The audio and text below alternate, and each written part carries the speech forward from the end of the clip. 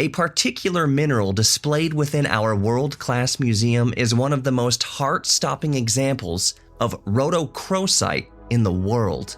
She is known as the Alma Queen. Let's chisel away at what makes this gorgeous red beauty so remarkable. I'm your mental curator, Johnny Hemberger, and this is the Beyond Bones podcast presented by the world-renowned Houston Museum of Natural Science. Let's talk rocks. They're rocks, Hank! No, they're minerals!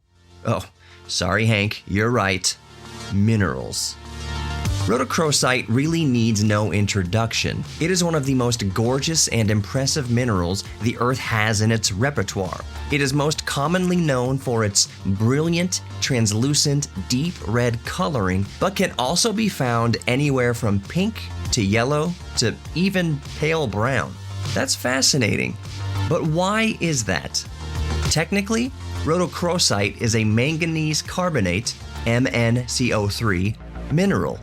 Its color is actually dictated by its ratio of manganese. In its purest deep red form, it is 47.79% manganese, with other lesser ratios creating its arguably less well-known colors.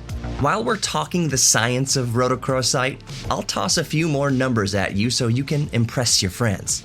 But it's actually quite fascinating.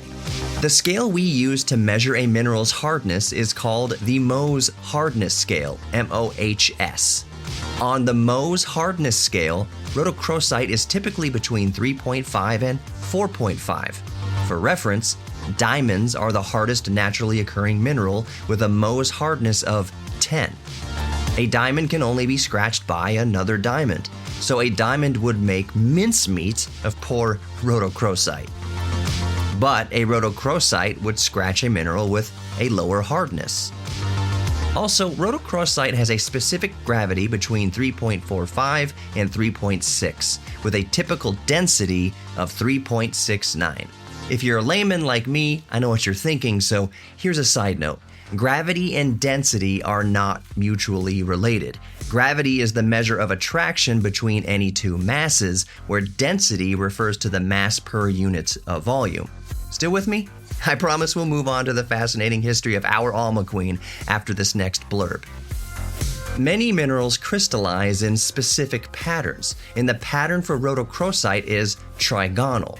For those of you enthusiasts pouring these descriptions over yourself like warm honey, according to ScienceDirect.com, quote, the fracture is uneven to conchoidal with brittle tenacity, vitreous to pearly luster, and white streak, end quote. And I don't think this next bit would be a shock to anyone, but rhodochrosite is imbued with cultural significance, to say the least. Here are a few brief examples. It is the national stone of Argentina and plays a pivotal role in Incan mythology. The Argentinians call it the Inca Rose. The Incan rulers believed it to be the frozen blood of their leaders. Argentina keeps rhodochrosite as their national stone because it symbolizes their natural richness and pride. It is also the state mineral of Colorado, symbolizing the state's rich mining tradition and geological treasures. Also unsurprising is that throughout history, across a plethora of cultures, rhodochrosite has symbolized and still symbolizes love and passion. Gee, I wonder why. Our museum has the privilege of possessing one of the largest rhodochrosite specimens in the world. Yes, the Alma Queen. I was able to catch up with Joel Barch, our very busy president of the Houston Museum of Natural Science and curator of our mineral collection. As we took a brisk stroll through the museum, I got the scoop on how our institution procured the illustrious Alma Queen. Here's Joel. The Alma Queen means so much to this museum. People don't realize it, but that was the key piece in the Perkins Sam's collection that we bought in the mid-1980s when the rest of Houston, including this museum, was in a massive economic depression. And one of the key reasons we acquired that collection was because the centerpiece was the Alma Queen, an insanely famous mineral specimen, if that makes any sense. I mean, it's been featured in National Geographic and all kinds of news stories and media stories for the last 50 years. So it was very, very famous. So when it came here, it transformed the museum from a sleepy little community clubhouse into the international science museum juggernaut that it is today. So a little more backstory.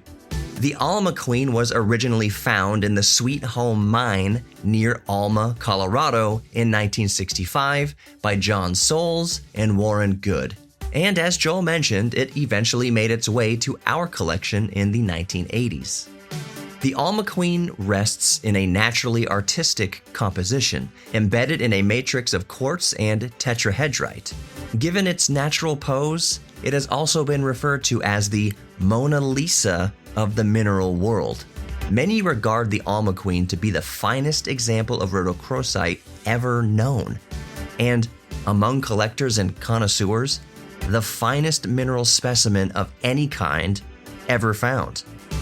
It's remarkable to learn that many consider the Alma Queen to be the most impressive specimen ever found, especially when you are lucky enough to see it in person in context among so many breathtaking stablemates. It is truly gorgeous, and as you can see on your screen or podcast thumbnail, it is not difficult at all to understand why. Thank you so much for listening to the HM&S Beyond Bones podcast. I've been your mental curator, Johnny Hemberger. Check out the description for links and goodies, and be sure to follow this podcast and share it with your friends.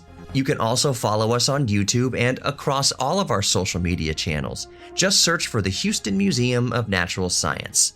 But until next time, stay safe and stay curious.